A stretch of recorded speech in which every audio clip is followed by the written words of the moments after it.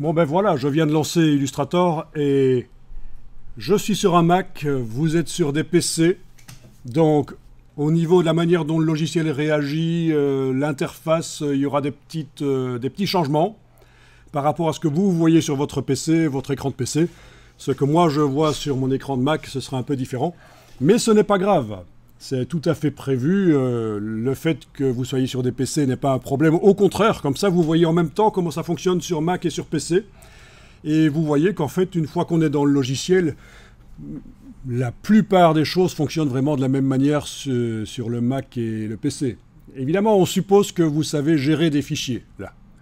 On suppose que vous savez, sur le PC, faire des dossiers, mettre des fichiers dedans, et ce sera un peu différent que sur le Mac, mais c'est un minimum de pouvoir un peu gérer Windows. J'imagine que vous avez déjà touché à un ordinateur, donc c'est quelque part une espèce de prérequis. Mais si vous avez un problème pour faire quelque chose sur Windows, hein, si vous n'avez utilisé que des Mac et vous découvrez Windows pour la première fois maintenant, vous n'hésitez pas à le dire, vous appelez, et on verra ce qu'on peut faire. Donc, sur le Mac, quand on lance pour la première fois un logiciel, alors bien sûr, Illustrator sur le Mac, ici, ce n'est pas la première fois que je le lance en réalité. Je l'ai déjà utilisé plein de fois, Illustrator sur le Mac sur lequel je suis en train de travailler. Mais pour la formation, j'ai remis à zéro Illustrator en réglage d'usine il y a 5 minutes. Comme ça, je suis dans une situation où j'ai Illustrator tel qu'il est, la première fois qu'on le découvre, juste après l'avoir installé.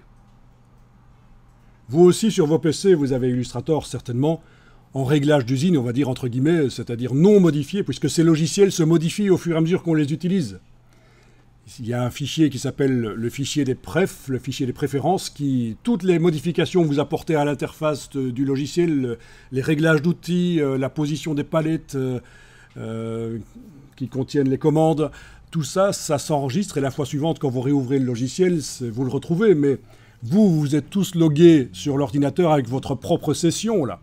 Ça veut dire que vous avez votre propre fichier de préférence qui n'est pas encore modifié, que vous allez modifier au fur et à mesure, là, quand on va travailler. Mais vous avez aussi Illustrator en réglage d'usine, on va dire, standard. Donc tout va bien.